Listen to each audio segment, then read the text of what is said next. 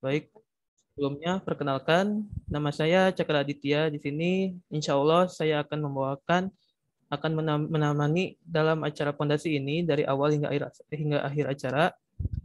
Izinkan saya membaca susunan acara pada malam hari ini. Yang pertama ada pembukaan yang sedang kita laksanakan. Yang kedua ada pembacaan peraturan dan CV pemateri. Yang ketiga ada pembacaan doa dan ayat suci Al-Quran. Yang keempat ada penyampaian materi. Yang kelima ada sesi tanya jawab. Yang keenam penyerahan sertifikat. Dan yang terakhir ada doa dan penutup. Nah, tanpa perlu berlama-lama lagi, untuk ke acara berikutnya, izinkan saya membacakan peraturan untuk kajian pada malam hari ini. Tata tertib peserta yang pertama, konfirmasi apabila tidak hadir dengan alasan dan bukti-bukti dan mengisi pada daftar hadir di link yang sudah disediakan. Kemudian untuk peserta diharapkan gunakan pakaian yang menutup aurat dan rapi serta sopan. Lalu diharapkan kepada para peserta untuk on cam selama acara berlangsung apabila tidak ada kendala. Yang kelima, mohon dimatikan mic-nya kepada para peserta kecuali jika sudah dipersilakan oleh moderator. Lalu kepada peserta yang ingin bertanya, silahkan menuliskan pertanyaan nama dengan format nama izin bertanya di kolom komentar ataupun menggunakan fitur raise hand. Nah, saat berbicara, peserta wajib menyebutkan nama dan asal. Baik, untuk pembacaan peraturan, semoga bisa dipahami oleh para peserta. Untuk berikutnya, saya akan izinkan saya untuk membacakan CV dari pemateri kita yang sangat keren pada malam hari ini. Kepada operator, boleh ditampilkan? Terus asal grup dia ke daftar ya. Kurang tidak apa dah? Tenyimak di grup mana teman-teman, bisa kita lihat di share screen-nya. Alhamdulillah pada malam hari ini pemateri kita nih keren banget nih. Ada Ustadz Rizal Fadli Nur Hadi atau biasa kita panggil Abu Takeru. Beliau lahir di Bandung pada tanggal 1 September 1992. Dan pendidikannya bisa teman-teman lihat sendiri di sini.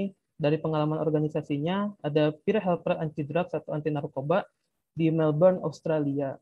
Kemudian ada ketua bidang tahsin Quran di SMA Negeri 2 Bandung, dan ada pembina serta penasihat komunitas di Paradise River. Nah, berapa ada prestasi dari beliau juga. Yang pertama ada juara 1 tahfiz Quran antara SMA sekota Bandung, kemudian ada juara 3 Fahmil Quran antara SMA se-Jawa Barat, lalu ada murid teladan East Preston di Islamic College Melbourne, Victoria, Australia. Nah, untuk kesibukan beliau pada saat ini yaitu menjadi trainer muda, founder dan penasihat di komunitas Paradise River, owner dari Umerus Online Shop, dan pengelola di channel YouTube beliau sendiri yaitu Abu Takeru. Nah, untuk acara berikutnya tidak akan ada pembacaan doa yang akan dipimpin oleh Saudara Salman Faisal Hamdan. Untuk Saudara Salman, apakah sudah siap? Baik, sudah. Baik, untuk media dan waktu dan media saya persilahkan. Ya, baik. Bismillahirrahmanirrahim. Assalamualaikum warahmatullahi wabarakatuh. Waalaikumsalam warahmatullahi wabarakatuh.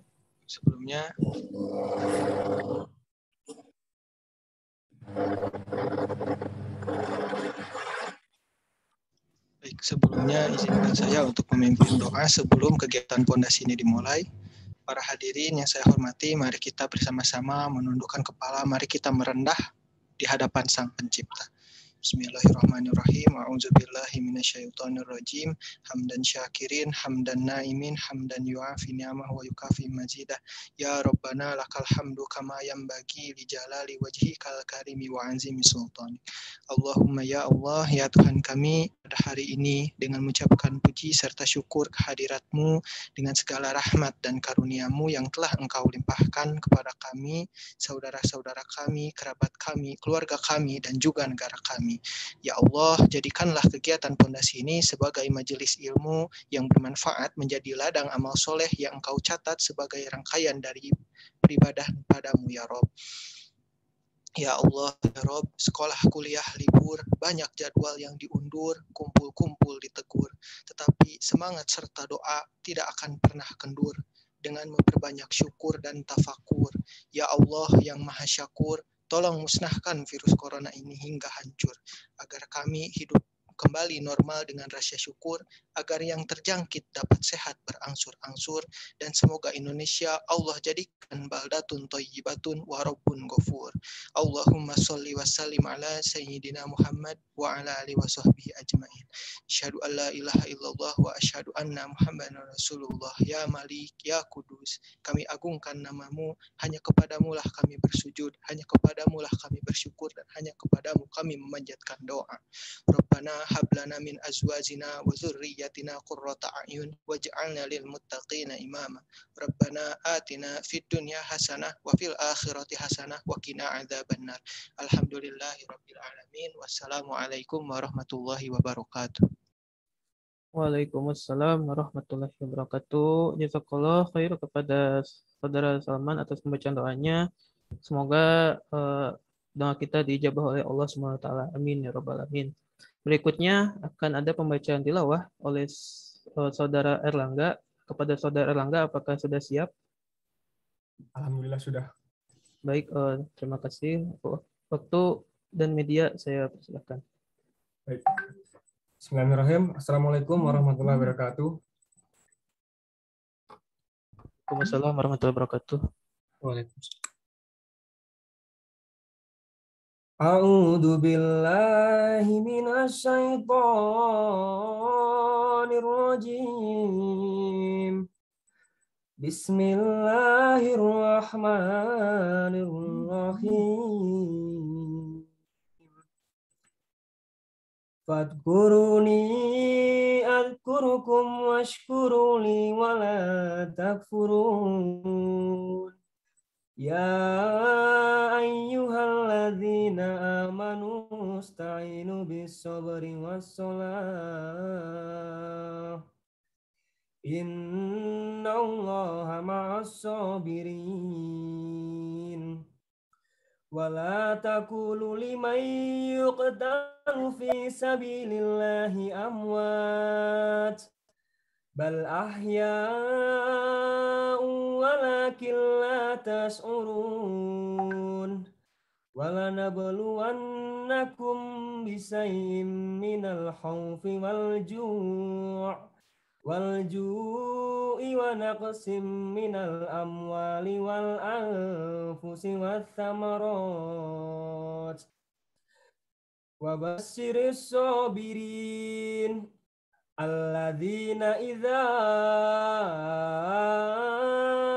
asabathum musibah qalu inna lillahi wa inna ilaihi raji'un. Ulaika alaihim salawatun mir rabbihim wa rahmah. Wa ulaika humul muhtadun. Shadaqallahul adzim. Assalamualaikum warahmatullahi wabarakatuh. Waalaikumsalam warahmatullahi wabarakatuh. Jazakallah khair kepada Saudara Erlangga atas pembacaan tilawah Al-Qur'annya. Semoga bernilai pahala bagi yang membaca maupun yang mendengarkannya, dan juga menjadi syafaat di yaumil qiyamah kelak. Amin ya rabbal alamin. Nah, teman-teman semua, nah ini ya acara yang kita tunggu-tunggu nih. Mari kita simak bersama penyampaian materi yang akan disampaikan oleh Ustadz Abu Takiru Hafizahullah. Oh ya, sebelumnya teman-teman, jangan disimak aja ya. Yuk kita siapin jiwa, raga, serta pikiran kita. Dan jangan lupa juga disiapkan alat tulis serta catatannya. Oh, karena sejatinya ilmu itu seperti buruan, dan dengan cara mengikatnya itu dengan mencatatnya. Nah, kepada Ustadz Abu Takiru, apakah sudah siap? Insya Allah udah, Kang. Alhamdulillah Rabbil Alamin. Baik, kepada Ustadz, waktu dan media saya persilahkan. Bismillah. Hilmi siap-siap ya, direkam backup. Insya Allah. Assalamualaikum warahmatullahi wabarakatuh.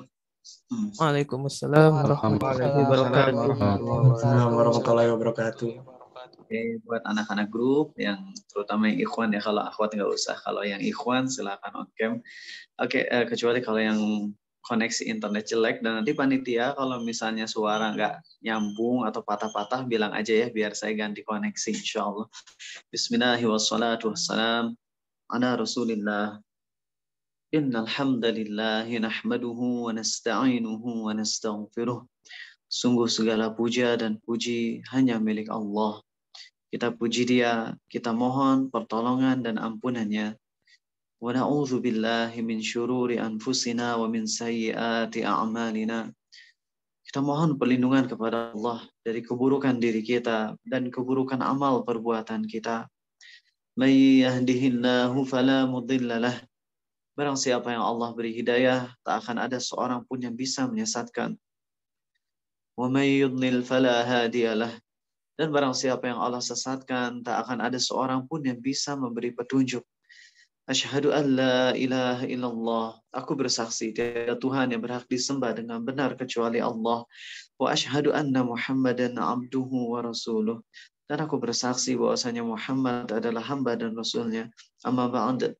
Allahumma salli wa sallim ala Muhammad wa ala ali Muhammad. Seorang anak polban pernah curhat. Dan sebenarnya curhat ini banyak ya, yang curhat dengan nada yang sama. Kalau saya lagi futur, apa sih yang harus saya lakuin? Lagi terjerumus ke dosa, ngedown iman, harus ngapain sih?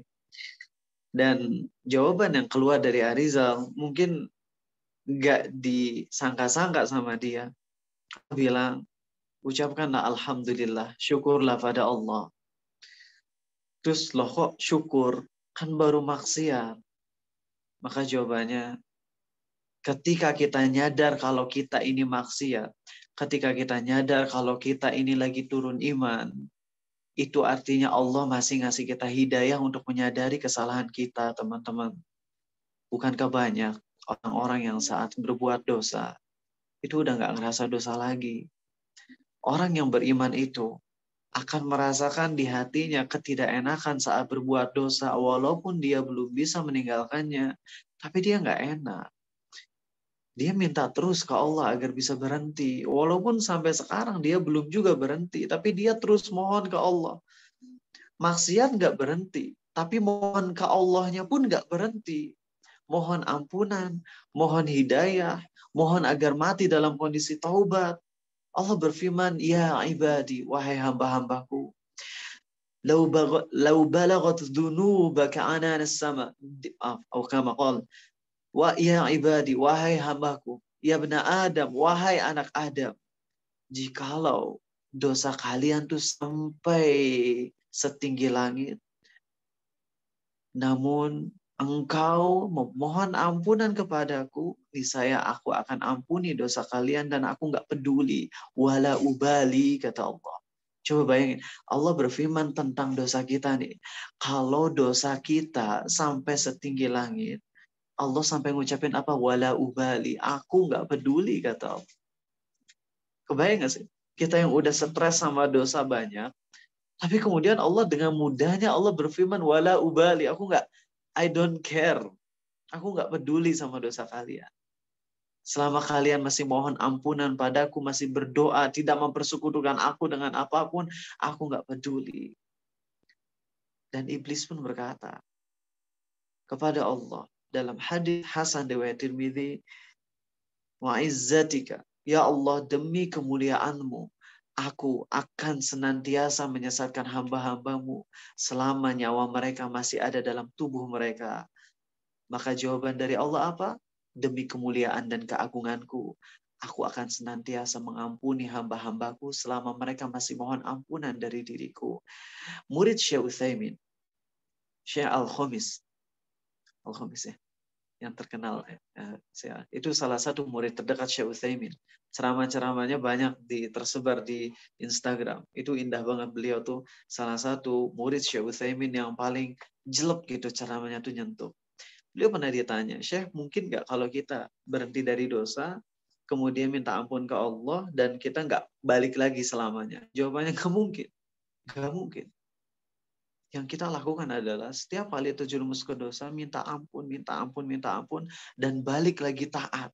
Jadi jangan sampai ya teman-teman, kita ngaji, dan kita ketika ngerasa ngedon, jatuh dari dosa, akhirnya kita tinggalin kajian. Kan ada tipe orang-orang yang kayak gitu. Di saat orang-orang pemaksiat, mereka datang ke kajian karena ingin memperbaiki diri. Orang yang udah biasa kajian, karena mungkin terjerumus ke 1, 2, 3 maksiat, terlanjur dia punya teman yang buruk di kampus, akhirnya kajian yang biasanya rutin mingguan mulailah sering bolong-bolong dan akhirnya off total. Ini keliru. Semakin kita banyak maksiat, semakin kita ditekan untuk makin banyakin amal soleh. Dan terutama kajian seperti ini, kajian ilmu Islam, ini tuh di saat-saatnya Allah gugurkan dosa-dosa hambanya. Ibnu Qayyim berkata, ada orang yang punya dosa sebesar gunung Tihamah. Ada orang yang punya dosa sebesar gunung Tihamah, lalu dia datang ke majelis ilmu Islam, dan dia keluar dalam kondisi dosanya diampuni semuanya. Tidakkah kita ingin dapat keutamaan diampuni dosanya? Maka setiap kali kita ngaji serius, teman-teman. Serius. Kalau kita bisa namatin film, serial, anim, ratusan episode, tapi kita nggak bisa ngaji, ini keterlaluan. Ya. Jadi pas kita lagi ngaji tuh, taruh di dalam hati kita perasaan bahwasanya kita syukur Allah udah ngasih kita hidayah untuk tetap mau dengar kajian Islam walaupun kita banyak dosa, teman-teman. Akan mulai dengan satu kasus. Kalian tahu gak sih kalau misalnya kita sekarang ya ujian yang menimpa Indonesia dan seluruh dunia COVID. Terlepas dari orang-orang yang terbagi menjadi 3 mengenai COVID. 1, percaya COVID dan gak hati-hati sama COVID. 2, percaya COVID dan hati-hati sama COVID. 3, yang nggak percaya COVID sama sekali. 4 yang percaya adanya COVID tapi ini adalah konspirasi Wahyudi. Wahyudi apa? Yahudi. Nah, teman-teman. Mengenai ini, kalau kita lagi ngebahas tentang musibah, pasti yang sekarang lagi banyak ditekankan. Yang sekarang lagi sering banget dibahas adalah ya ini, pandemi. Anak-anak grup Arizal mungkin ada sekitar 5-10 orang yang orang tuanya meninggal. Udah banyak. Ya. Orang tua berarti ibu dan bapak. Ada yang ibunya, ada yang bapaknya, ada yang dua-duanya. Dan ini sedih. Tapi teman-teman, mari kita sejenak ya ngebahas sesuatu musibah yang sebenarnya lebih parah daripada itu. Karena COVID ini ujung-ujungnya mati, teman-teman. Paling parahnya mati. Kalau nggak parah ya, kalau nggak sampai mati ya mungkin parah banget tapi nggak sampai mati. Ada salah satu jemaah Harizal yang di Jakarta kena gejala yang berat banget. Katanya napasnya itu cuman bisa pakai mulut, nggak bisa pakai hidung. Dan itu kesiksa banget, kayak ditusuk-tusuk. Dan alhamdulillah bisa sembuh. Cuman itu seburuk-buruknya penyakit yang pernah dia rasakan. Belum pernah ngerasain yang lebih berat dari itu. Dan punya murid juga dari SMKDT, Darut Tauhid. Kemudian udah lulus. Dan punya bisnis yang luar biasa. Gajinya atau pendapatannya puluhan, bahkan sampai ratusan juta. Kemarin curhat dan katanya harus mecat lebih dari 50% pegawainya. Karena pendapatan sangat menurun. Dan kita kalau ngebahas tentang masalah musibah, biasanya fokus pada musibah yang sifatnya duniawi. Ya. Kelaparan. Kemarin Dek Vino dari Kalimantan di Kutai, di mana beliau isolasi mandiri di dalam rumah. Bayang nggak sih, sedih banget ya ngedengernya. Dan kalau kalian sedih ngedengerin musibah yang kayak gini, ini bukti kalau kalian di hatinya masih ada rasa kasih sayang. Dan ini bagus, teman-teman. Kalau kalian ngedenger kisah-kisah yang menyedihkan, kisah yang mengharukan, dan kalian masih kesentuh hatinya, itu ciri-ciri kalian hatinya masih punya kasih sayang. Dan itu syukur loh, itu karunia dari Allah. Ada tipe orang-orang yang ngedengerin itu lewat aja. Nggak ada kesentuh sama sekali. Mungkin dia bakal bilang, itu cuma musibah duniawi. Nggak gitu. Kalau musibahnya menimpa kita, kita boleh tegar. Tapi kalau musibahnya menimpa orang lain, jangan kita yang tegar, kita empati. Kebayang nggak sih kalau misalnya, kan kalau AA nih misalnya, kena sakit, COVID misalnya. COVID-nya tipe berat, kalau kemarin ringan. Na'udzubillah kalau sampai berat, ini contoh aja, AA kena COVID. Dan berat banget. sampai ke gejala yang paling berat, terus AA senyum. Alhamdulillah, kena COVID yang berat ini. Kira-kira bagus nggak? Bagus. Tapi sekarang teman Arizal kena COVID berat, datang ke rumahnya nengok. Alhamdulillah. Kira-kira gimana? Bagus nggak? Teke, gaplok, kata, ditampar. Kalau ke orang lain yang kena musibah, kita tampakkan rasa sedih dan empati. Karena perasaan sedih dan empati akan ngebuat dia ngerasa kalau kita nemenin dia. Oke, tapi kalau kita kena musibah duniawi, kita boleh-boleh aja kalau misalnya ngeluh, kalau ngeluhnya ngeluh ke orang yang bisa ngasih solusi seperti dokter ya, atau ke istri, ke teman-teman yang kira-kira bisa ngasih support, tapi tetap menerima takdir Allah, ya, tidak mencela takdir, namun kita menyatakan ketidakkuatan kita, tapi tetap menerima kok, menerima takdir Allah. Kalau misalnya yang musibah duniawi seperti itu, kita sabar ya sebaiknya. Itu yang terbaik, bahkan kalau bisa sampai syukur. Tapi kalau orang lain yang kena, kita tampakkan empati, tampakkan kesedihan. Nah, aku mau cerita ini dulu. Nggak apa-apa. Nanti aja. Tentang salah satu murid AA, anggota grup juga. Allah karuniakan beliau pendengaran yang kurang, mungkin hampir tuli. Dan ini sedih, ngedengarnya sedih. Tapi lihat coba, luar biasa bagaimana beliau bisa sabar ngehadepin ini. Ngehadepin orang tuanya yang sangat bikin dia sakit hati banget. Jadi ceritanya dia tinggal bertiga di rumahnya. Keluarga miskin. Murid Arizal ini. Kemudian habis itu ayahnya dan juga ibunya. Ibunya kena kanker atau tumor. Dan akhirnya ibunya meninggal. Dan itu ibunya itu ngedidik anaknya dengan penuh kebaikan, kelembutan, kesabaran. Pokoknya ngajarin tentang Islam sebaik mungkin sang ibu. Dan meninggallah sang ibu. Akhirnya yang tersisa hanyalah murid AA ini dengan ayahnya. Ayahnya ojol, tukang ojek, ya, ojek online. Dan si anak lulus SMK, dia kerja di pabrik. Dan entah dia kerja di bagian mana ya, yang tahu kerja di pabrik itu capek banget. Seharusnya yang namanya pabrik atau PT, perusahaan harusnya menggaji karyawannya di atas UMK, UMR, ya 3,5 dah. Tapi dia digaji sebulan cuma 700.000. Kerja tiap hari. Bayang nggak sih, kerja tiap hari, digaji 700.000. Tapi dia jalanin aja. Namanya juga pengalaman kerja gitu loh. Ya. Dan ini bagus ya, harus dilihat. Jadi kita tuh jangan langsung high expectation sama gaji. Sabarin dulu, jalanin dulu. Dan dia gaji 700.000, bayangin. Sebenarnya kalau dia bolak-balik, itu udah habisnya 1,5 juta. Kalau pakai angkot atau Gojek dari rumah ke perusahaan terus balik lagi. Tapi ayahnya nganterin bolak-balik. Gitu, ayahnya nganterin.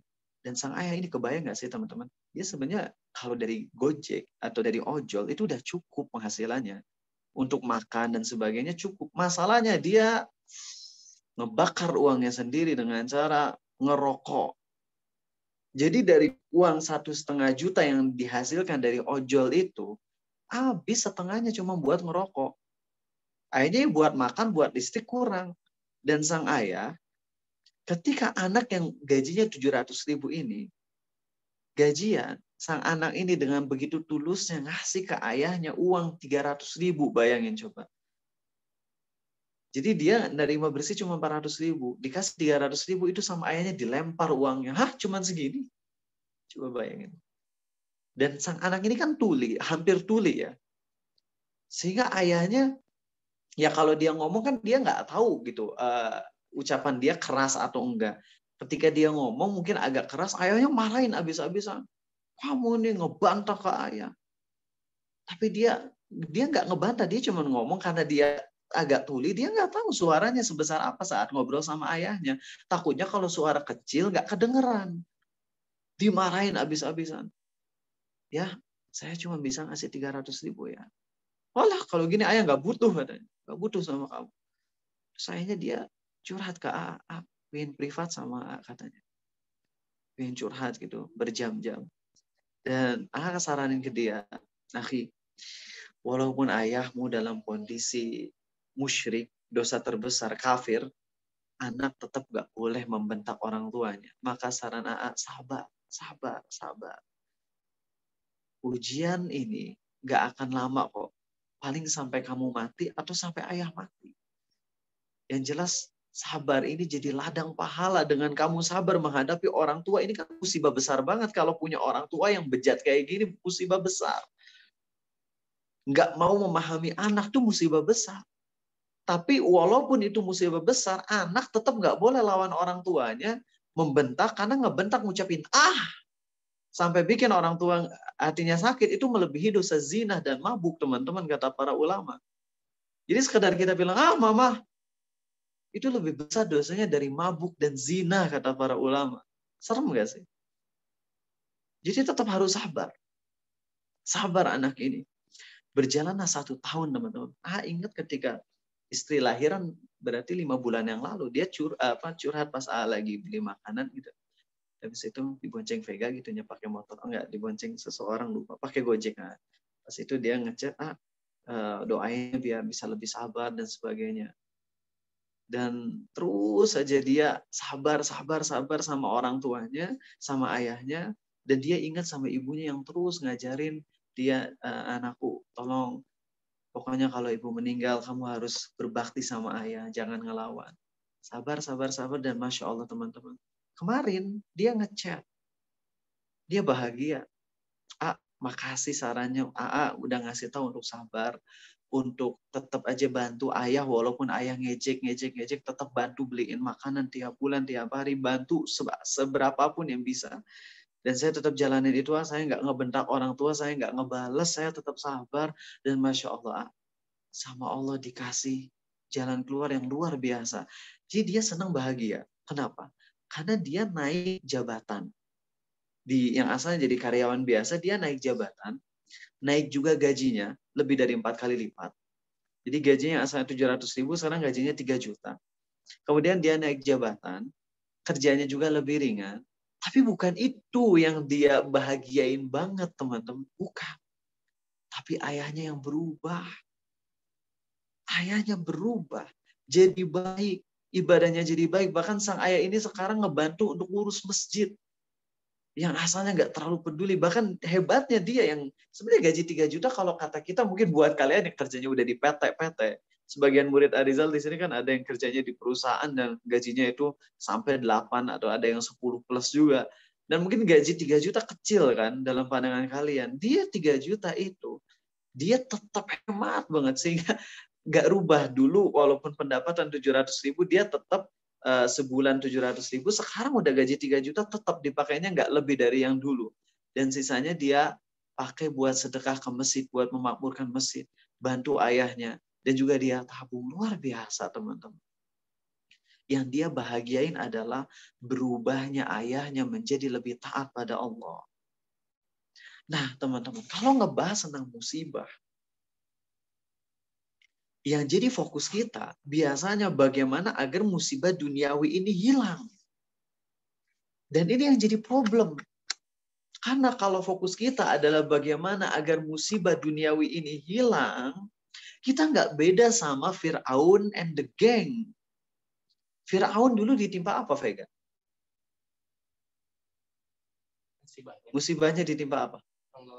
Tenggelam endingnya, the final destination-nya itu final attack apa? Wabah. Wabah apa aja? Fir'aun tuh ditimpa sama Allah hujan belalang, hujan kodok, sampai kalau ada seseorang mangap masuk tuh kodok. Kebayang, kodok kan buduk ya tanya. Kalau kata kan licin gitu ya, jadi suike. Kalau kodok tuh bodoknya buduk. Kodok, hujan kodok, hujan belalang, kumal tuh apanya? Kayak tumila gitu, yang gatel. Binatang yang gatel.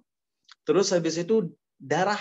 Jadi kalau kaumnya Nabi Musa nuangin air ke gelas, itu ya jadi air putih. Tapi kalau kaumnya Fir'aun, ini ada dalam kitab tafsir, kalau air misalnya ada di bak mandi gitu ya, mau dipakai buat minum, terus dikucurin ke gelas, pas dikucurin berubah jadi darah.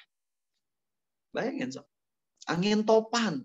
Ada 9 itu, 9 mujizat Nabi Musa. Di antara 5-nya adalah hujan angin topan, hujan belalang, hujan kodok, kumal. Kumal tuh apa ya? Kutu ya, kutu. Jadi gatal banget. Bayang nggak sih siksanya Firaun? Dan ketika lagi kesiksanya Firaun, Firaun bilang ke Nabi Musa, "Ya sahiru du'u lana rabbaka bima ahida indak. Innana lamuhtadun." Wahai penyihir yang baik. Tapi itu Firaun ngomong gitu. Wahai penyihir, kan penyihir tuh panggilan yang mulia di zaman Firaun. Derajat yang mulia. Jadi si Firaun ini ngomong ke Musa, "Wahai penyihir, minta dong ke Tuhanmu." Padahal Firaun ngaku kalau dirinya Tuhan, tapi ketika ditimpa sama musibah, wabahnya nggak cuma satu ya, wabahnya tadi digabung gitu loh. Hujan belalang, kodok, hujan kutu, sama darah, sama angin topan. Itu kan luar biasa, wabahnya wow banget. Dan langsung ngomong, "Wahai Musa, wahai penyihir yang baik. Ya sahir, ud'u lana rabbaka bima ahida indak, innana lamuhtadun." Hai Musa, di surat 44 surah Ad-Dukhan, mintalah kepada Allah Tuhanmu agar dia menghilangkan wabah ini. Minta kepada Tuhanmu, janjinya kalau beriman akan dihilangkan tuh. Ya, sok minta ke Tuhanmu, nanti kalau dihilangkan ini semua wabah, kita akan beriman. Kita akan dapat hidayah. Falamma kashafna anhumul adzaba idza hum yankuthun. Dan ketika Allah hilangkan nih wabah, udah balik lagi. Kafir lagi dan ngaku, akulah yang pemilik Mesir. River teh? Sungai Nil itu ada di bawah kakiku katanya. Ya Allah. Jadi apa bedanya kita dengan Firaun kalau misalnya fokus kita adalah menghilangkan wabah duniawi, menghilangkan musibah duniawi. Bukannya kita nggak ikhtiar ya, jangan salah paham. Tolong jangan salah paham. Ikhtiar untuk menghilangkan wabah dengan cara yang kita sanggup, itu jelas boleh. Tapi kalau itu yang jadi fokus endingnya, sok sekarang, kalian kalau udah COVID beres mau apa? Aku mau jalan-jalan, pengen hangout lagi, pengen ke bioskop lagi. Pengen nge-club lagi. Ingin bisa hangout, ngerokok, minum-minuman bareng lagi sama teman-teman. Itu ya nggak aneh dong kita ngerasain kesiksa banget dengan ini semua. Kita akan ngerasa kesiksa dengan musibah dunia ketika emang fokus kita dunia. Tapi kalau fokus kita akhirat, musibah dunia itu akan menjadi ringan banget.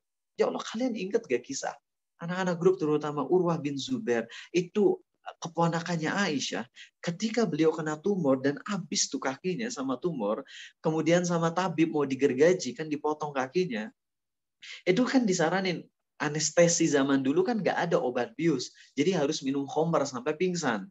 Nah dia nggak mau, Urwah bin Zubair nggak mau, tabiin nih, akhirnya digergaji sampai habis tuh kakinya.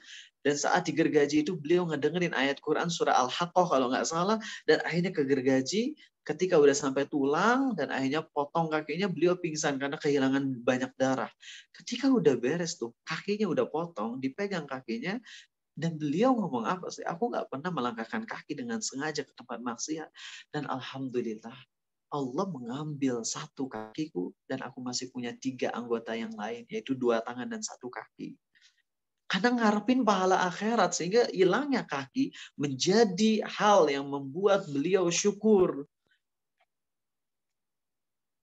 Jadi teman-teman, ketika kita ngebahas masalah sabar, kita pertama ingat sabar adalah perintah dari Allah dan Rasulnya Shallallahu Alaihi Wasallam. Maka ketika kita lagi berusaha untuk sabar, ingat kita lagi beribadah kepada Allah. Sabar merupakan ibadah hati. Jadi jangan ngira ketika kita sabar itu nggak dinilai apa-apa ya. Sabar itu gede banget pahalanya. Tadi dibaca sama Akang yang di awal tilawah. وَبَشِّرِ الصَّابِرِينَ الَّذِينَ إِذَا أَصَابَتْهُمْ مُصِيبَةٌ قَالُوا إِنَّا لِلَّهِ وَإِنَّا إِلَيْهِ رَاجِعُونَ أُولَٰئِكَ عَلَيْهِمْ صَلَوَاتٌ مِّن رَّبِّهِمْ وَرَحْمَةٌ وَأُولَٰئِكَ هُمُ الْمُهْتَدُونَ. Mereka itu orang-orang yang akan dapat sholawat dari Allah, rahmat dari Allah, dan hidayah dari Allah. Seorang ulama mengatakan gini teman-teman. Ketika ngebahas tentang masalah musibah, jadi beliau kena musibah berat banget, dan beliau bilang apa? Aku bersyukur atas musibah ini karena 4 hal. Satu, aku bersyukur karena musibahnya nggak lebih berat daripada ini. Kedua, aku bersyukur karena musibah ini bisa menggugurkan dosa-dosaku. Ketiga, aku bersyukur karena musibah ini hanya menimpa duniaku, bukan menimpa akhiratku. Yang keempat, lupa. Tapi lihat, para ulama zaman dulu tuh ketika tersandung, ketika kena musibah tuh syukur. Ada ulama lagi jalan, kemudian kakinya berdarah kena batu. Terus pas gitu kena batu, dia ngomong alhamdulillah. Jadi ini levelnya udah bukan sabar lagi ya, tapi udah sampai ke level syukur. Kalau sabar itu pahit, masih pahit di hati, tapi nggak menolak takdir Allah, nggak menyalahkan takdir Allah, nggak mencaci maki takdir Allah, itu sabar. Kalau level 2-nya ridho. Kalau ridho tuh udah di hati tuh udah plong aja. Sakit mah sakit, tapi plong di hati. Ringan banget, itu ridho namanya. Kalau syukur, itu bukan cuma plong, tapi bahagia. Kesandung batu, langsung ingat. Buat guguran dosa insya Allah. Alhamdulillah.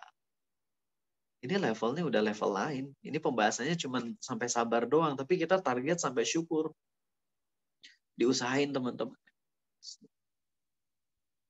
Ini pertama. Ingat ya, saat kita lagi ditimpa musibah, kita tuh sabar karena kita melaksanakan perintah Allah. Ya. Kemudian kita harus berusaha menumbuhkan sikap sabar ini agar ya nggak berat dunia kita. Nggak berat dunia kita. Kemudian yang ketiga teman-teman, ya. Gimana supaya kita bisa lebih sabar dengan dunia? Caranya step nomor 1 agar kita sabar dengan musibah yang menimpa kita adalah lihat ke orang yang lebih parah musibahnya daripada kita. Jadi mohon bisa di off.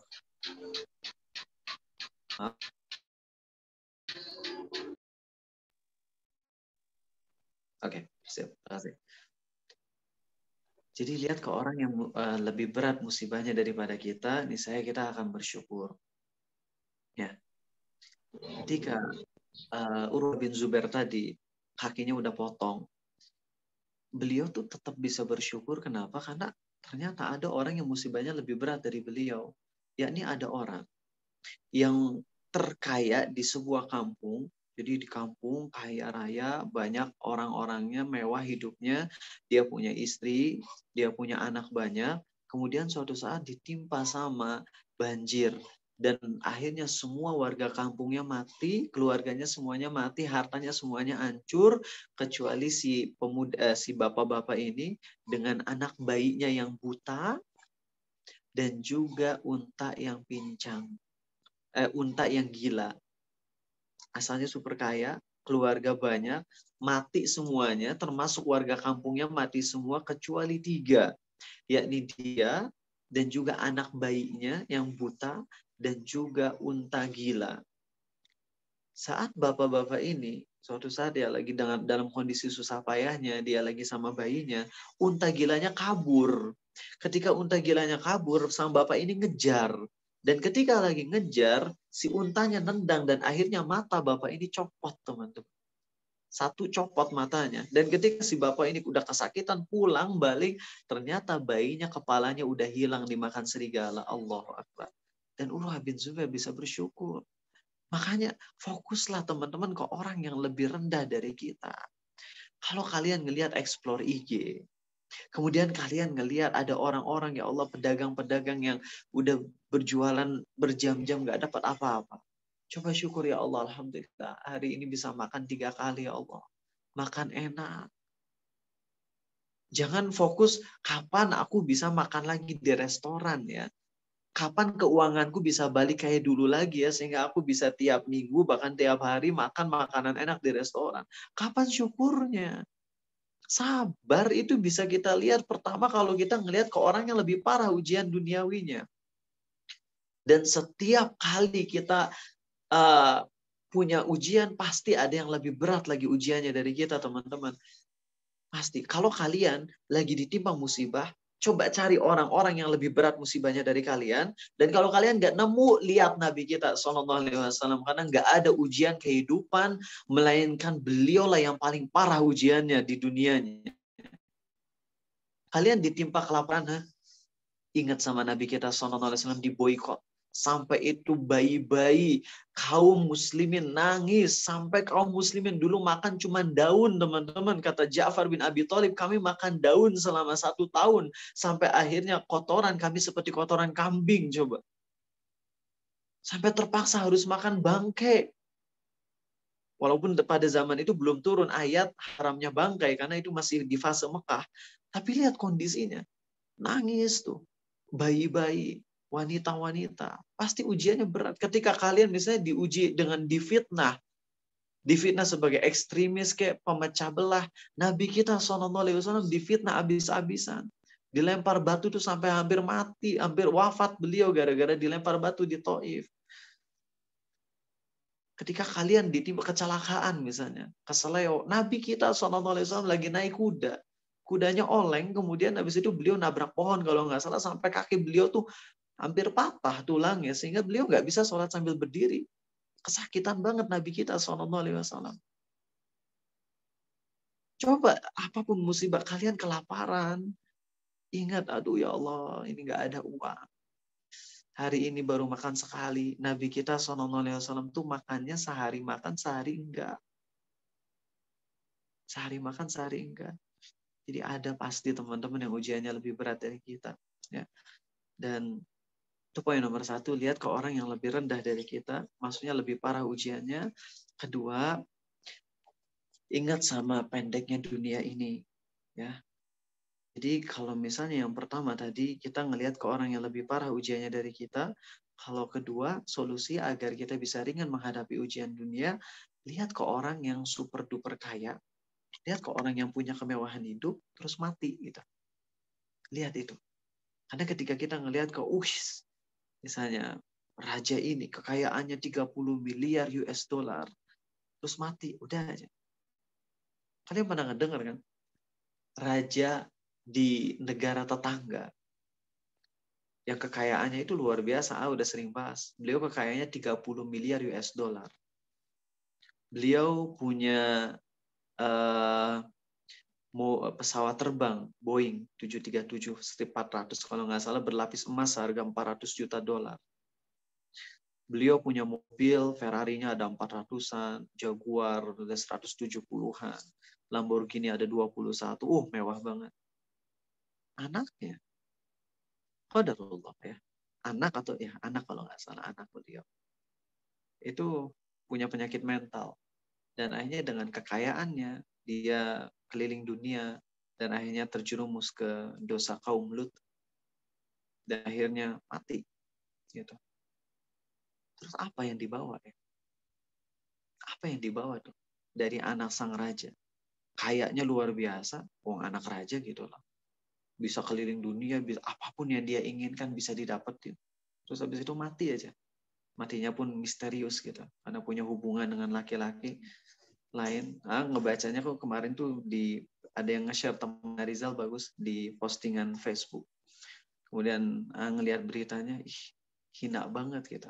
Dunia ini sekaya itu mati, dan matinya dalam kondisi kelihatannya nggak taat pada Allah. Wallahu a'lam, mungkin menjelang meninggalnya beliau taubat, tapi kalau yang kita ngelihat dari sudut pandang kita, ya matinya ya seperti itu, konyol. Padahal ayahnya sudah menerapkan syariat Islam di negerinya, tapi sang anak nggak mau taat gitu, mati. Jadi kita mau punya kekayaan sebesar apapun, ketika kita mati ya udah end.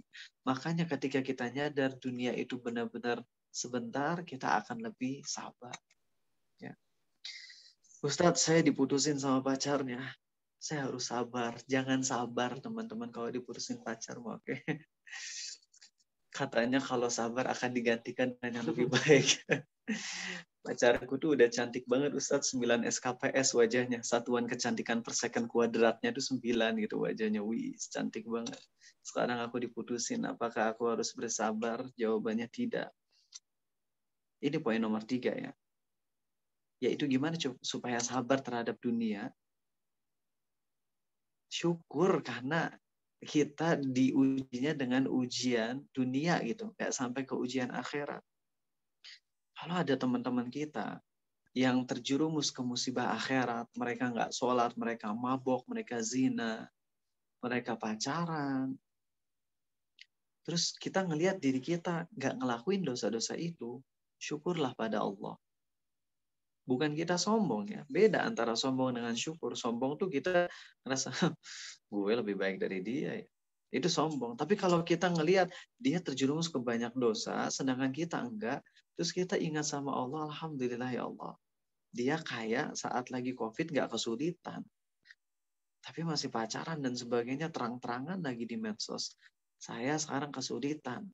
Tapi saya kejaga banget dari maksiat, alhamdulillah. Itu akan bikin kita hatinya plong. Teman-teman, yang katanya kalian bentar lagi UAS ya. Kalian sering nggak udah belajar mati-matian lalu dapat nilainya jelek? Udah harian itu Ustaz. Sering banget. Dan teman kalian ada yang nggak belajar nilai bagus dan nyontek.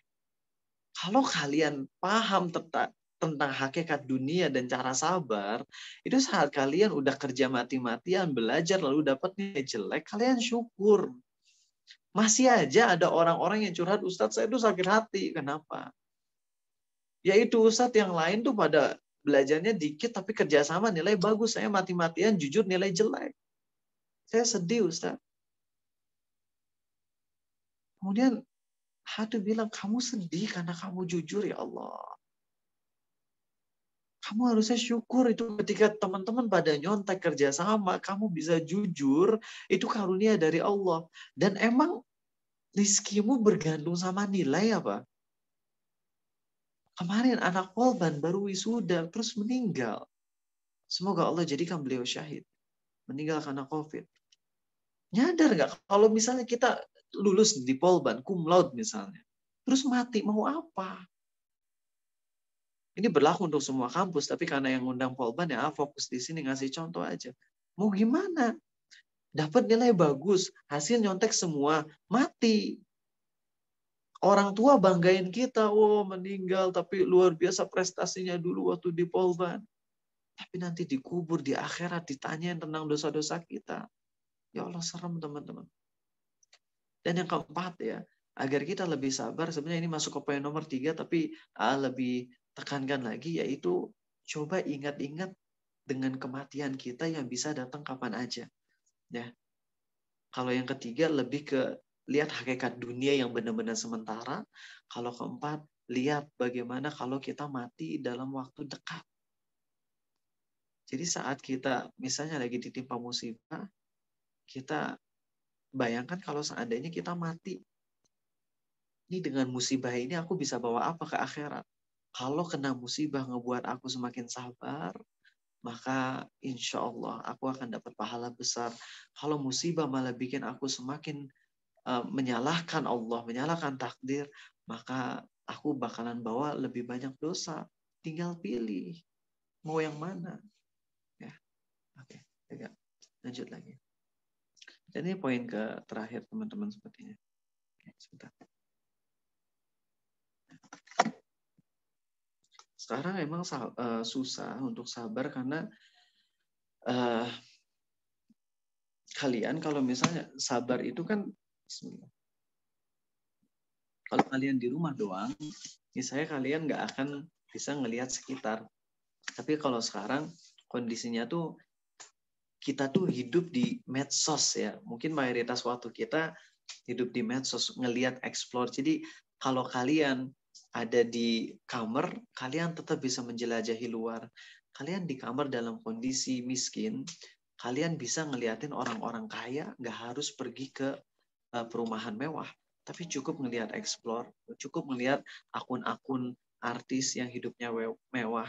Dan kalian akan cenderung untuk akhirnya jadi semakin kufur nikmat terhadap Allah. Maka cara agar kita bisa lebih sabar adalah dengan memperbaiki ibadah kita pada Allah. Karena ketika kita ibadahnya semakin baik, Allah akan membuat hati kita semakin lapang, teman-teman. Nabi kita SAW bersabda, dijadikan sholat sebagai penyejuk untuk hatiku. Ketika beliau lagi tertimpa musibah, begitupun sepupu beliau Abdullah bin Abbas, ketika ketimpa musibah, beliau sholat 2 rakaat. Ya. Dan ketika beres sholat, beliau bisa tenang lagi. Maka agar kita sabar, kita perbaiki ibadah kita. Jangan mimpi mau bisa menghadapi ujian kalau ibadah kitanya buruk. Karena kalau ibadah kita buruk, Allah janji, وَمَنْ أَعْرَضَ عَنْ ذِكْرِي فَإِنَّ لَهُ مَعِيشَةً ضَنْكَ.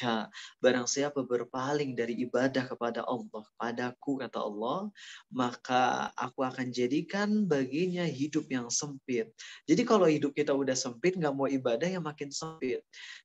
Sekarang manusia terkaya di muka bumi siapa sih? Jeff Bezos gitu siapa? Elon Musk tuh udah ke urutan ke-6 atau ke-7 gitu. Jeff Bezos itulah.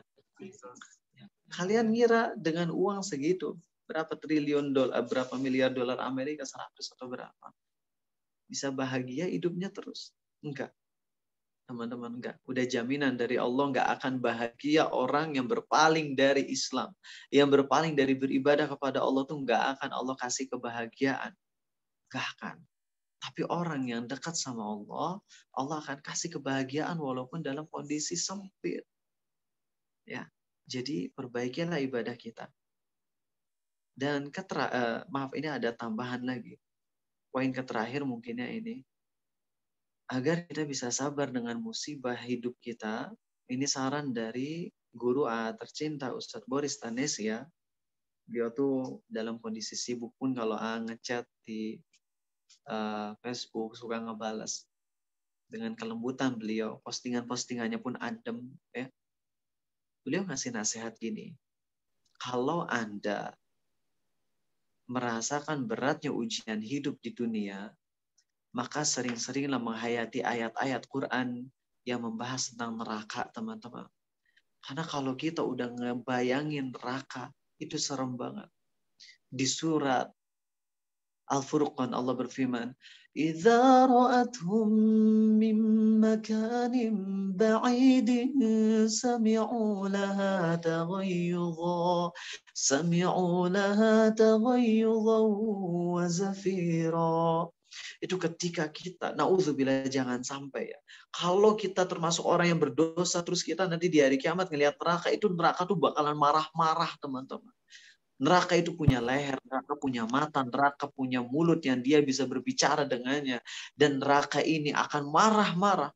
Kedengaran banget geramnya ini neraka.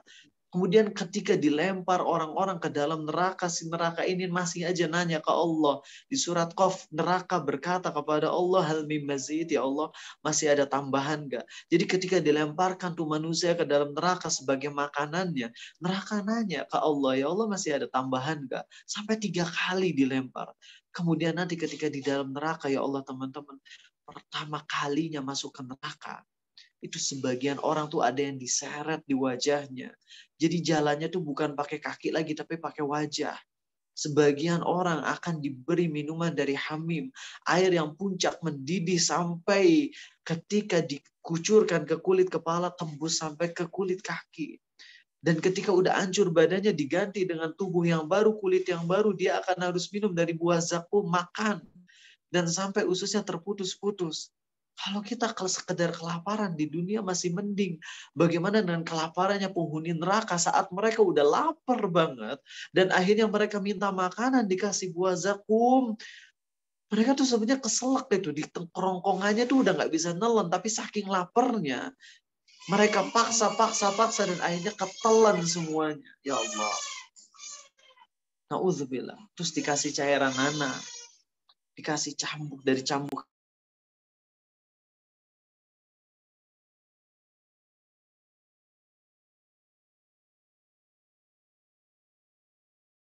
Afwan, Ustadz commute. Dari kapan ini commute-nya? Maaf. Tadi baru sampai yang tanah dan neraka itu, Ustadz. Oke. Ketika kita ditimpa, maaf tadi yang nangis itu bayi saya di lantai 2. Jadi jangan di-mute. Mohon maaf. Bukan saya yang nge-mute. Jadi teman-teman, ketika ngebayangin ini semua, musibah-musibah neraka, apa siksaan di neraka nih, hati kita akan lebih ringan menghadapi ujian hidup ini. Dan di 4 menit yang tersisa akan sampaikan kisah penutup. Jadi ada seseorang, teman-teman, yang sudah nggak kuat lagi dengan kondisi hidupnya di dunia karena saking banyaknya ujian hidup. Kemudian dia udah pasrah, dia udah mau bunuh diri, ya. Tapi kemudian suatu saat dia ngeliat ada seekor anjing, binatang yang pincang, dan dia punya anak. Anak-anak, bayangin anjing ini kurus banget, kemudian punya anak-anak yang kecil-kecil, dan dia masih bisa nanganin anak-anak ini dalam kondisi si anjing ini pincang, dia cacat, tapi dia punya anak dan dia masih tetap berjuang untuk strive dalam kehidupannya. Dan hal itu ngebuat dia jadi plong, ya Allah. Kalau anjing aja nih, dalam kondisi dia kena musibah, dia masih bisa survive, masih bisa bertahan untuk hidup demi anak-anaknya. Maka aku yang hidup sekarang dengan banyaknya ujian hidup ini, kenapa aku harus fokus sama masalah hidup? Padahal masih banyak orang-orang yang mencintaiku. Masih banyak orang-orang yang care sama aku. Kita nih ngerasa hidup ini berat ketika kita emang fokusnya sama masalah. Tapi kalau kita fokusnya sama nikmat Allah, niscaya kita nggak akan jadi down. Nggak akan, teman-teman. Kita sakit hati kalau ada 1-2 orang yang ngejek kita. Tapi kita lupa sama orang tua kita yang selalu sayang sama kita, teman-teman dekat kita, saudara-saudara kita yang care sama kita. Atau kita mungkin punya 1-2 musuh di kelas, tapi kita lupa dengan teman-teman hangout kita yang selama ini emang selalu nemenin kita. Jadi fokuslah teman-teman sama nikmat Allah. Niscaya hati kita akan lebih plong dalam menghadapi ujian kehidupan.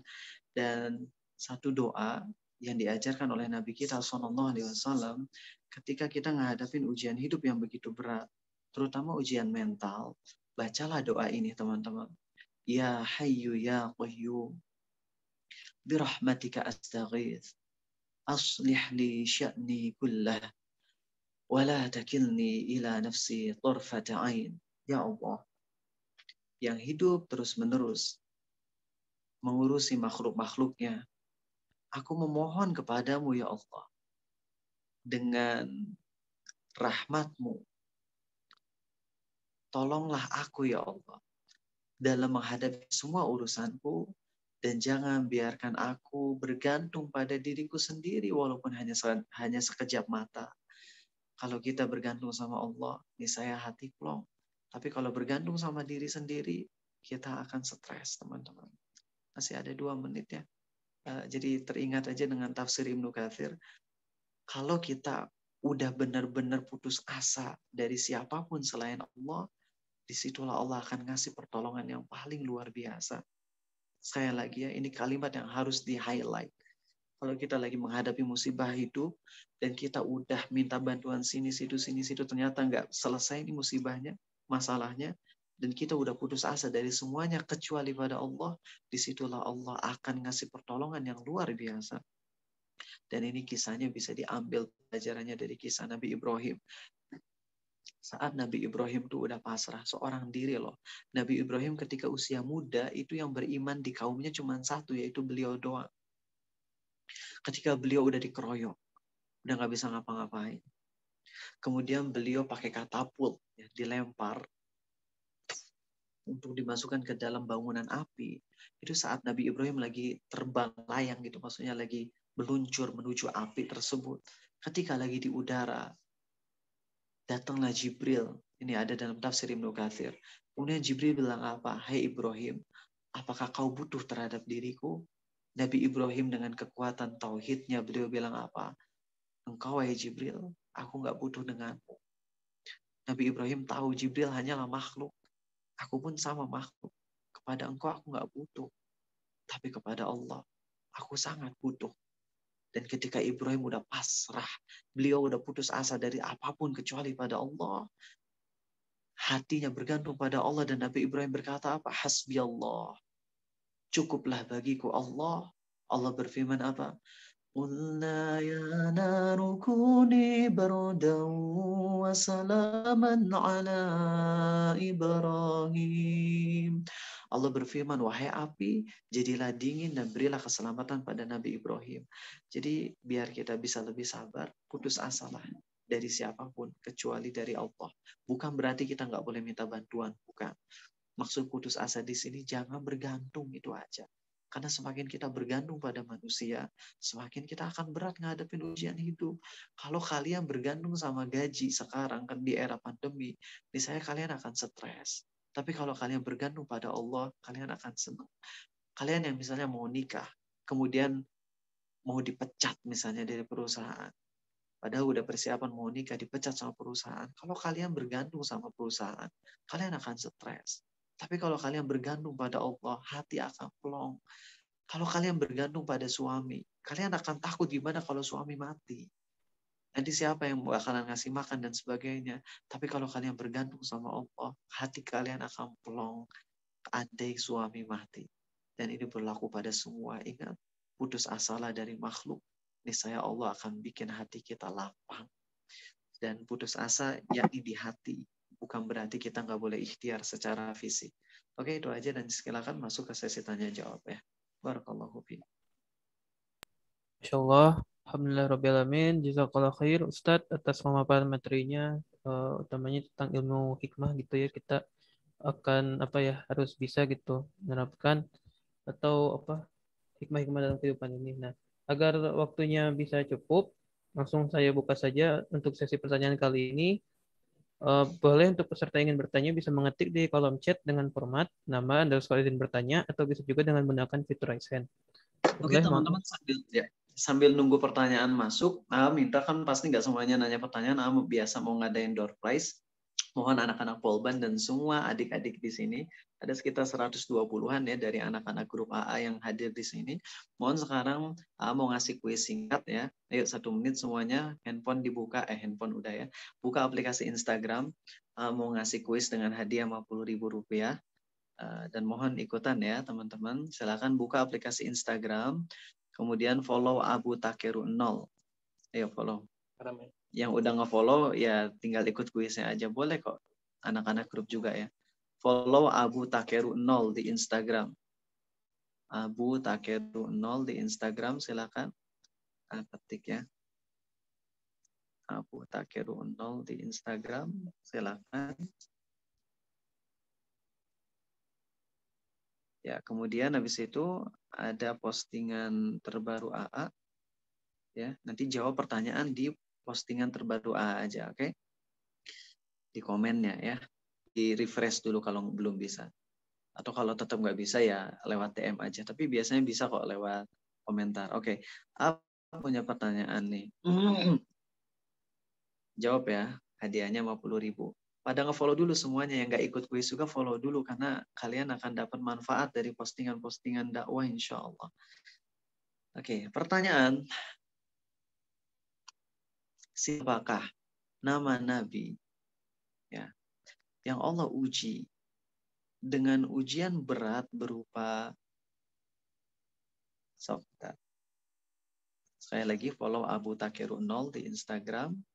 Kemudian habis itu silakan jawab. Siapakah Nabi yang diuji oleh Allah dengan ujian berupa penyakit yang sangat berat sampai semua istri beliau, anak-anak beliaunya pun meninggalkan beliau. Siapa Nabi itu? Silakan jawab di kolom komentar. Oke. Follow Abu Takeru 0, kemudian komen. Ya, silakan yang mau nanya pertanyaan. Ya.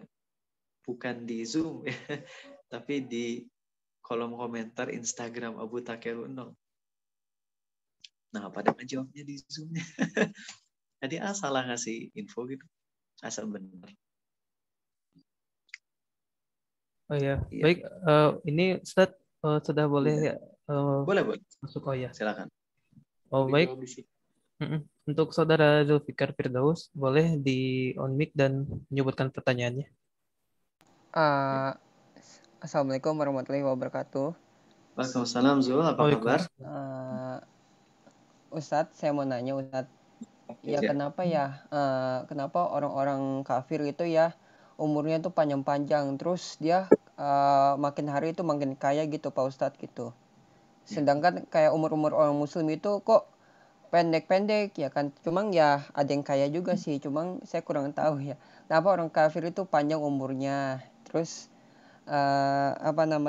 dia tuh kayaknya lancar terus itu ya, kagak pernah ngerasain kayak dapat musibah gitu ya. Oke, sekian, barakallahu fikum Ustadz. Ya, wafikum barakallah. Zulfikar emang udah pernah ngedata semuanya tuh. Berapa yang hidup panjang, berapa yang hidup pendek. Tapi enggak sih sebenarnya nggak pernah ngedata ya. Jadi itu cuman yang ngehits di kalangan kita atau yang terlihat dari kita. Kalau kita ngelihat di Polandia, Jepang, kan ini yang paling banyak terjadi bunuh diri di mana? Pertama Polandia, kedua Jepang, ketiga Korea. Versi on the spot ini ya. Ya, itu kan orang kafir mayoritasnya kan yang tinggal di negeri sana. Nah, tapi gini, Allah berfirman di surat Ali Imran, "Wala yahsabannal ladzina kafaru annama numli lahum khairan li anfusihim. Innama numli lahum liyazdadu itsma wa lahum adzabun azim." Jangan kira orang-orang kafir itu ya Allah kasih tenggang waktu buat hidup mereka jadi panjang, itu adalah baik buat mereka. Sesungguhnya Allah bikin hidup mereka panjang tuh agar dosa mereka semakin banyak, kemudian bagi mereka azab yang pedih. Dan Allah berfirman tentang ucapan para pemuka Quraisy, "Afara'aital ladzi kafara bi ayatina wa qala la utayanna malan wa walada." Tidakkah kalian ngelihat tuh orang-orang kafir tuh yang mengatakan, kami ini akan Allah beri kekayaan, akan Allah beri anak-anak yang banyak. Jadi orang-orang kafir tuh ngeboast. Ya, mereka tuh nge-brag gitu ya, hidup mereka, kami ini kaya, kami hidupnya panjang, kami punya banyak anak. Dan itu semua Allah berikan sebagai kehidupan dunia ini agar mereka semakin terlena dan ujung-ujungnya mereka dapat azab yang pedih di akhirat. Karena Allah itu maha pemurah. Bukan cuma untuk ke orang Islam, tapi ke orang kafir juga. Tapi sifat pemurah Allah hanya ada untuk orang kafir di dunia ini. Di akhirat mereka nggak akan dapat apa-apa. Jadi jangan terlena. Dan justru teman-teman sebenarnya ada hikmah sih. Di balik kayaknya orang-orang kafir, di balik orang kafir lebih advance daripada kaum muslimin di beberapa bidang. Yaitu agar kaum muslimin tidak terlalu terlena sama dunia. Kita aja ya, handphone. Kita nggak perlu bikin tuh, nggak perlu capek-capek bikin. Biarin aja orang kafir yang bikin, nanti kita tinggal pakai, terus kita pakai untuk dakwah Islam, kan kita dapat pahala. Orang kafir yang capek bikinnya, kita yang tinggal manfaatinya. Walaupun bukan berarti kaum muslimin jadi nggak maju dalam hal teknologi, ada saat-saatnya di mana kita harus lebih advance dalam bidang-bidang seperti kedokteran, militer, dan sebagainya. Tapi ingat loh, kekuatan itu semua, militer, kedokteran, teknik dan lain-lain, itu tuh gak akan bermakna kalau iman kita gak baik. Lihat kaum muslimin di perang Badar, mereka dari segi teknologinya minim tapi menang karena kuat imannya. Lihat kaum muslimin ketika ngeliat Romawi Persia, senjata mereka tuh, kalau Romawi Persia tuh udah punya manjanik. Manjanik itu apa yang tadi tuh? Katapultnya tuh pakai besi yang gede, yang ratusan kilo, bercucuk, dibakar pakai api, jadi kayak magma gitu. Sampai Anas bin Malik, Al-Bara bin Malik tuh tangannya tuh sampai dagingnya lepas. Gara-gara kena itu teman-teman. Tapi tetap menang kaum muslimin dengan senjata yang jauh lebih minim. Karena kekuatan iman. Jadi basicnya kekuatan iman, lalu kita topang dengan kekuatan teknologi, militer, kedokteran, dan macam-macam, baru kaum muslimin punya kekuatan. Ya. Untuk sekarang kalau belum punya kekuatan militer atau kedokteran dan teknik dan sebagainya, maka kita harus berjuang untuk menguatin iman. Walaupun sekarang orang-orang kafir lebih advance dalam hal itu semua, tapi janji Allah, kalau kita benar-benar kuat imannya, Allah janji akan memenangkan kaum muslimin. Itu ya. Kemudian pertanyaan selanjutnya dari Tariq Farhan. Apakah sabar terhadap maksiat yang belum bisa ditinggalkan tetapi bertekad meninggalkannya akan mendapatkan pahala? Sebenarnya A tuh lebih tertarik untuk ngebahas ini ya. Yaitu sabar dari maksiat. Cuman karena fokus tor dari panitia adalah sabar dari musibah, maka A fokusin di sana. Padahal tadi tuh pingin karena sabar dari maksiat tuh lebih dalam pembahasannya. Tapi ya qadarullah karena pembahasannya lebih ke musibah, maka ini jadi pembahasan simpel di sesi tanya jawab. Pertanyaan itu akan jadi jawaban terakhir insya Allah sebagai penutup sebelum nanti kita tutup dengan doa insya Allah. Ya, oke. Ingetin A ya, buat pertanyaan tadi bagus banget dari Torik. Torik dari Alaska kalau nggak salah. Ya. Nurul Hidayati, bagaimana mengatasi rasa takut mati yang terlalu sering muncul karena efek dari pandemi? Jadi kalau takut mati, agar jadi berpahala, niatin gini, ya Allah aku takut mati belum siap amal soleh. Maka rasa takut mati yang seperti itu akan jadi pahala. Jadi rasa takut mati itu hukumnya wajar, wabah sih, wajar ya, mubah, nggak dosa takut mati. Sekarang tinggal kita alihkan, kenapa kamu takut mati? Karena takut belum siap amal, itu jadi takut mati yang berpahala. Tapi takut mati ini harus disertai dengan perjuangan untuk beramal soleh.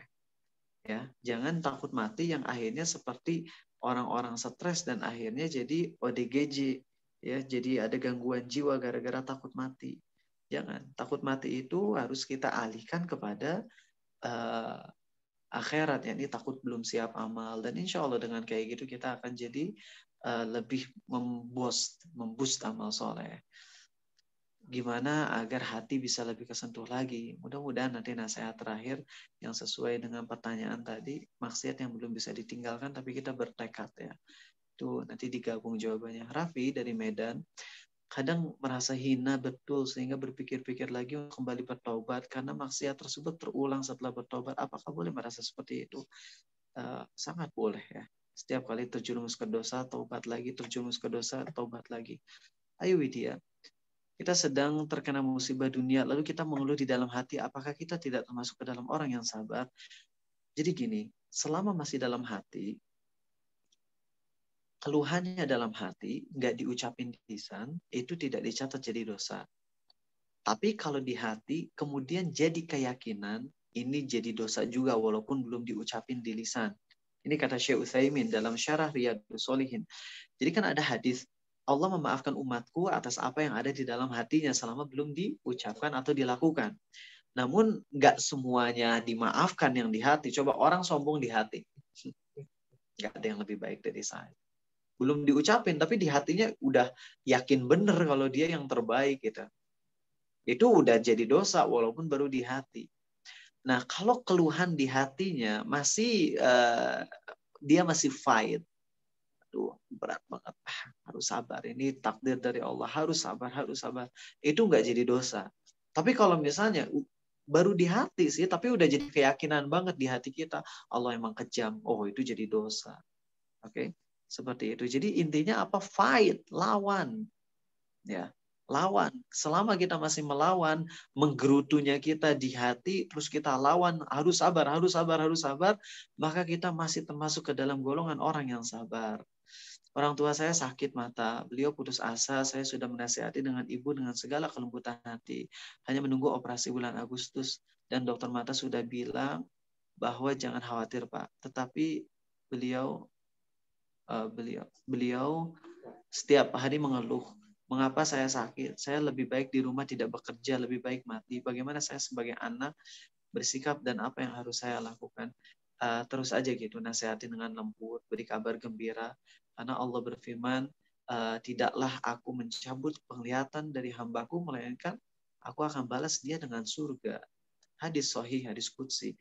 Tidaklah aku mencabut penglihatan dari hambaku, kemudian dia bersabar atasnya, melainkan aku akan balas dengan surga. Sampaikan hadis itu teman-teman. Ya. Kemudian ini pertanyaan terakhir ya. Bersyukur itu mengucapkan alhamdulillah, tapi ada nggak cara lain mengungkapkan rasa syukur pada Allah? Alhamdulillah itu di lisan, di hati kita bersyukur, anggota badan menggunakan nikmat itu untuk taat kepada Allah. Oke, itulah syukur.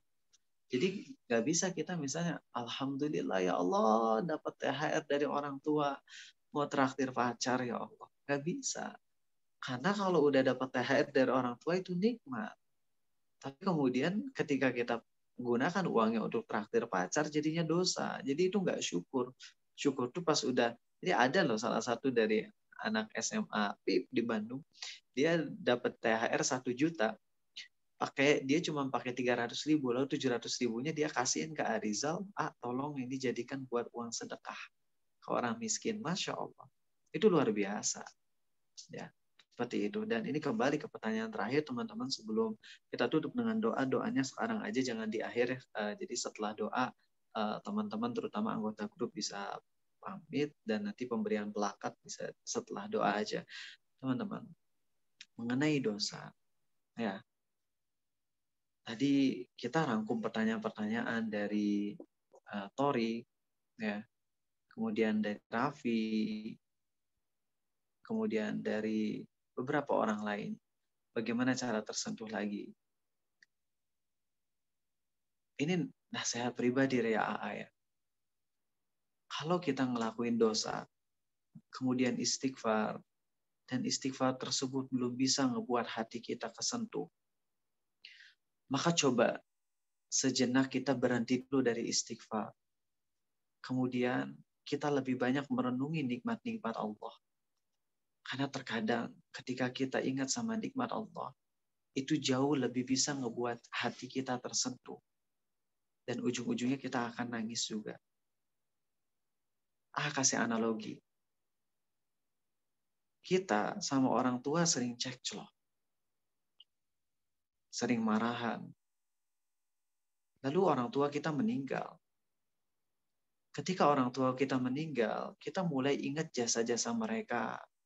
Ketika mereka dalam kondisi krisis moneter, mereka kerja mati-matian. Ketika aja ya, jujur aja nih, sama orang tua kadang-kadang ya masih belum bisa akur banget, dan ini dosa ya Allah, semoga Allah ampuni. Walaupun orang tua selalu bilang, Dede belum minta maaf apapun, mama bapak udah siap untuk maafin selalu. Itu kalau ngernu, kadang-kadang walaupun nggak ngelawan gitu ya secara lisan, tapi ada perbuatan yang ada cekcok aja dengan orang tua yang bikin jadi kesel. Tapi saat ingat ya Allah, waktu dulu kondisi di Australia, ibu bapak tuh kerja banting tulang mati-matian agar kami bisa makan. Ketika krisis moneter itu kan, ya Allah kasihan tuh orang-orang tuh, keuangan tuh turun. Sampai rela ibu bapak makan cuma dengan bawang doang, dengan garam. Terus saja ingat sama jasa-jasa mereka. Ketika dulu udah mau mati teman-teman di usia 4 tahun. Makan kacang masuk ke paru-paru dan sampai dioperasi. Berapa kali 1 bulan di rumah sakit, Ariza tuh udah mau mati banget. Ingat bagaimana ayah dari Belanda tuh pulang untuk ketemu sama AA. Terus mamah juga, yang mungkin kalau mamah nggak nepuk-nepuk punggung AA udah mati. Tentunya atas takdir Allah, Allah menyelamatkan AA lewat ibu AA. Dan teringat aja dengan jasa-jasa itu nih, saya langsung, aduh ya Allah, luruh hati ini. Kalian yang sering cekcok sama orang tua, terkadang kalau misalnya kalian minta maaf ke orang tua belum bisa, tapi saat kalian ngerenungi banyaknya kebaikan orang tua pada kita, disitulah hati kita bisa lebih kesentuh. Dan sama teman-teman, itu kalau ke orang tua kita bisa kesentuh hatinya saat ingat kebaikan mereka, maka mari kita ingat dengan banyaknya kebaikan Allah. Ya Allah, tadi pagi aku maksiat, siang maksiat, sore maksiat, tapi masih aja dikasih iman. Kalau kalian sekarang masih fokusnya, ya Allah aku maksiat tapi aku masih bisa makan, itu udah bagus. Tapi mari kita syukur yang lebih dalam lagi. Selama ini aku maksiat dan Allah masih ngasih aku kemampuan untuk bisa istighfar. Alhamdulillah ya Allah. Selama ini aku maksiat dan Allah masih ngasih aku kemampuan untuk sholat 5 waktu. Ya Allah, alhamdulillah. Selama ini aku maksiat, tapi Allah masih aja ngasih aku kesempatan buat kajian Islam. Alhamdulillah. Selama ini aku maksiat dengan mata ini, tapi Allah masih ngasih aku kemampuan untuk ngelihat mushaf, untuk bisa baca Quran. Alhamdulillah. Selama ini dengan telinga aku maksiat, tapi aku masih bisa mendengar indahnya seruan azan. Alhamdulillah. Selama ini mulutku maksiat, dan aku masih bisa membaca Al-Quran. Selama ini aku maksiat dan aku masih bisa mengucapkan La ilaha illallah, ya Allah, teman-teman. Selama ini tubuhku maksiat, seluruh tubuhku. Tapi aku masih dikasih kemampuan untuk menggerakkan tubuhku untuk sujud pada Allah. Alhamdulillah. Saat kalian ingat dengan nikmat-nikmat itu semua, niscaya hati kalian akan lebih dalam, lebih khusyuk, lebih tersentuh, dan akhirnya ketika kalian istighfar, kalian akan lebih dalam lagi minta ampun ke Allahnya. Akhiri ini sebelum kita tutup dengan doa dengan satu hadis yang indah, di mana perang Khaybar kalau nggak salah, hadis Sahih Muslim. Pada saat perang Khaybar, ada seorang wanita yang kehilangan anak bayinya. Wanita ini stres, nyari-nyari anak bayi itu. Cari ke kanan kiri, kanan kiri, kanan kiri. Dan saat ketemu tuh anak bayinya, nggak kuat lah sang wanita langsung meluk bayi ini. Sambil dipeluk, Nabi kita SAW melihat kejadian itu. Beliau melihat ketika wanita ini sedang memeluk anaknya. Dan beliau bersabda kepada para sahabat, mungkinkah wanita itu melemparkan anaknya ke dalam api? Para sahabat menjawab, nggak mungkin ya Rasulullah, nggak mungkin wanita itu melemparkan anaknya ke dalam api. Maka beliau bersabda, Allah kepada hambanya lebih sayang daripada wanita itu kepada anaknya. Itulah Allah, teman-teman. Allah yang malam ini lagi ngeliatin kita. Allah yang malam ini sudah memberi kita banyak nikmat, kebaikan. Allah yang memberi kita hidayah sehingga kita bisa duduk di tempat ini untuk dengerin kajian bareng-bareng. Dialah Allah yang Nabi Ibrahim berharap akan mengampuni dosa-dosanya di hari kiamat. Dan maaf banget, minta 1 menit lagi tambahan hadis yang selalu ulang-ulang sebagai renungan, yakni hadis Sahih Muslim, di mana kelak di hari kiamat Allah akan mendekatkan salah seorang dari hambanya. Bayangkanlah teman-teman kalau kita adalah hamba ini. Allah mendekatkan seorang hamba di hadapannya, seorang diri.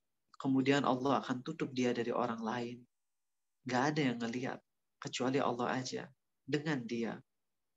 Ketika Allah sudah menghijab sang hamba dari pandangan makhluk-makhluk yang lain, manusia lain, disitulah Allah mulai mendikte dosa-dosa masa lalu dari sang hamba.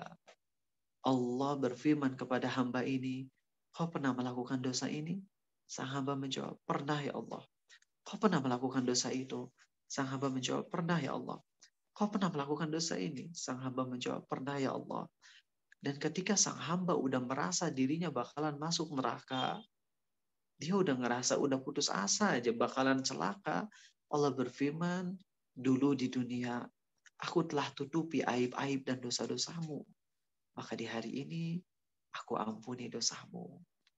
Itulah Allah yang kelak insya Allah kita akan mendengarnya mengatakan itu pada kita. Kalau emang kita termasuk hamba yang dipilihnya untuk menjadi orang yang disebut dalam hadis terakhir tadi. Mari teman-teman kita berdoa pada Allah kebaikan. Allah berfirman, Nabbi ibadi anni anal ghafurur rahim wa anna azabi huwal azabul alim.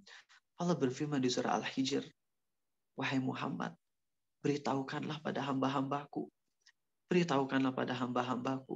bahwasanya akulah Allah, Tuhan yang maha pengampun lagi maha penyayang. Dan azabku adalah azab yang amat pedih. Maka kita mohon pada Allah agar Allah selamatkan kita dari musibah akhirat dan juga azab yang pedih insyaAllah. Allahumma salli wa sallim ala Muhammad wa ala ali Muhammad. Ya Allah, segala puji bagimu yang sampai malam ini masih memberi kami kesempatan untuk hadir di majelis ilmu. Segala puji bagimu ya Allah, yang sampai detik ini masih memberi kami nikmat untuk bisa mendengar ayat-ayat-Mu. Segala puji bagimu ya Allah, yang sampai saat ini masih mengizinkan kami untuk bisa mengucapkan La ilaha illallah, kalimat yang kelak akan menyelamatkan kami dari azab yang pedih. Ya Allah, segala puji bagimu, yang sampai detik ini masih memberi kami hidup, memberi kami waktu untuk kembali taubat padamu. Walaupun kami sering menyia-nyiakan waktu kami, waktu yang kau berikan pada kami untuk taubat, malah kami gunakan untuk kemaksiatan lagi, ya Allah.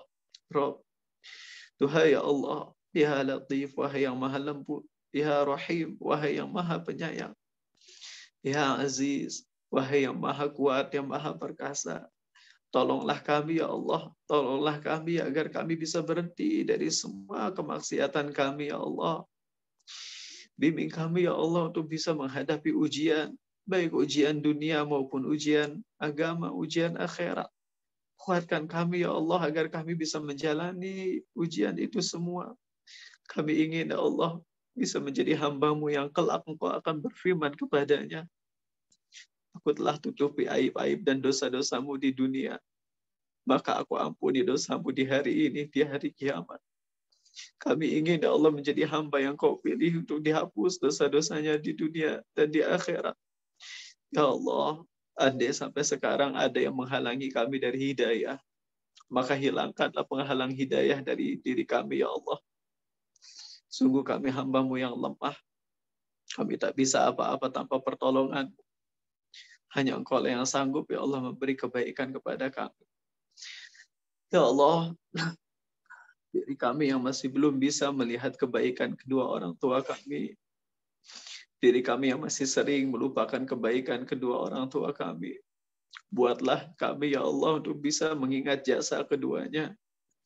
Kedua orang tua kami yang masih jauh dari Islam, berilah hidayah kepada keduanya ya Allah. Dan karena mereka telah berbuat baik kepada kami, maka balaslah mereka dengan husnul khatimah. Mereka telah banyak berbuat baik kepada kami dari semenjak kami kecil. Berilah mereka balasan berupa husnul khatimah ya Allah. Sebesar apapun kesesatan mereka, sebesar apapun kemaksiatan mereka, kami masih tetap berharap Engkau memberi hidayah pada mereka. Dan bagi yang telah meninggal dalam kondisi beriman, ampuni dosa-dosanya ya Allah. Rahmati ya Allah mereka.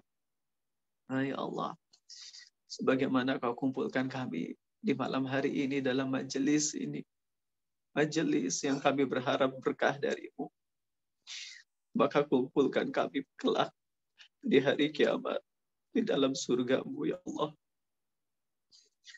Izinkanlah kami ya Allah, izinkanlah kami untuk menjadi umat Rasul-Mu sallallahu alaihi wasallam. Walaupun kami masih kotor, izinkanlah kami ya Allah menjadi hamba-Mu yang bisa merasakan surga Firdaus. Rabbana atina fid dunya hasanah ya Allah. Berikanlah pada kami yang terbaik di dunia ini. Wa fil akhirati hasanah. Dan yang terbaik pula di akhirat kelak. Wa qina adzabannar. Dan selamatkanlah kami dari siksa api neraka. Amin ya rabbal alamin. Barakallahu fikum buat semuanya teman-teman yang sudah hadir di malam hari ini. Dan semoga Allah beri kelembutan ke hati kita selama 10 hari ke depan, mudah-mudahan setidaknya. Karena suatu amal soleh itu dibalas 10 kali lipatnya. Walaupun belum tentu 10 hari. Tapi ya semoga bisa dijaga. Surah Al-Kahfi, kalau kita baca di hari Jumat, akan memberi kita cahaya selama 1 hari, 1 minggu ke depan plus 3 hari, berarti 10 hari. Maksud cahaya di sini adalah Allah akan membimbing kita di atas hidayahnya. Allah akan jaga kita dari dosa-dosa. Allah akan jaga kita di atas kebaikan. Maka kita pun berharap dengan kajian ini Allah jaga kita setidaknya di hari-hari ke depan. Insya Allah. Itu aja dari AA. Silakan bisa ditutup. Pemberian pelakat dulu kalau nggak salah. Ya, baik. Jazakallah khair. Sekali lagi Ustadz atas doanya. Kami juga mohon doanya untuk mahasiswa yang ada di Poban. Sebentar lagi akan menghadapi ujian akhir semester ya. Ada pula yang sidang TA dan juga ada yang sedang PKL. Mohon doanya semoga dilancarkan selalu. Amin. Ya Rabbal Alamin. Dan juga mendapat nilai yang memuaskan gitu. Baik, karena kita sudah di penghujung acara, sebelum kita ke dokumentasi, untuk operator boleh ditampilkan sertifikatnya. Baik, saya mewakili atas nama panitia gitu dan juga sebagai moderator, saya mohon diterima ya Ustadz sebagai bentuk simbolis saja gitu dan juga kenang-kenangan dari kami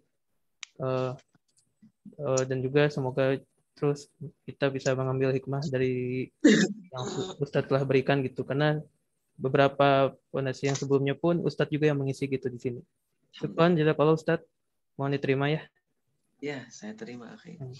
Dan info ya sekali lagi, mohon untuk di follow Instagram Abu Takiru 0 dan nanti minggu depan kita akan kajian. Cukup penting kajiannya di live Instagram Abu Takiru 0 hari Jumat. Ini hari Jumatnya. Hari Jumat jam 8.15. Mohon maaf ya ikut iklan info dulu. Nanti kita akan kajian penting tentang hukum menikah dengan jin, kerjasama dengan jin, dan ada kisah unik loh. Kisah jin yang luar biasa, yang inspiratif banget. Kisah jin yang menjadi murid dari Syekh bin Baz. Dan ini kisah yang sangat pantas untuk kita dengar baik-baik dan sangat inspiratif. Buat pekan depan, live Instagram Abu Takiru 0 dan adik-adik yang terdekat boleh hadir langsung di rumah Arizal. Itu aja dari AA, maafin Cakra udah minta waktunya. Ya, nggak apa-apa Ustadz. Baik. Untuk berikutnya, yuk teman-teman yang tidak ada masalah jaringan atau kameranya boleh untuk on cam yuk. Kita sama-sama mengabadikan momen yang berharga ini sama Ustadz Abu Takiru gitu. Mau nggak teman-teman? Buat operator boleh dibimbing ya. Boleh diberi aba-aba bila akan memfoto gitu. Dan sambil nunggu pemenang dari kuis tadi ya, umum ini. Yang menang tadi kuisnya adalah seseorang. Ini kan jawabannya random ya, karena kalau yang paling awal susah. Ya, pemenangnya adalah seseorang bernama ini ada siapa ya? Farhan A. Ya, Farhan F.A. Nah, ya jawabannya Nabi Ayub ya. Ini Farhan dari mana ya? Nggak tahu ya beliau. Ya, nanti Farhan DM A aja ya. Atau A udah DM di sini, nanti Farhan balas biar AA minta nomor rekening atau pakai Shopee atau apalah, nanti A kirim insya Allah. Oke, silakan yang mau foto Ikhwan. Selamat buat Farhan ya atas telah jadi pemenang gitu. Boleh ini buat operator langsung aja dikasih aba-aba.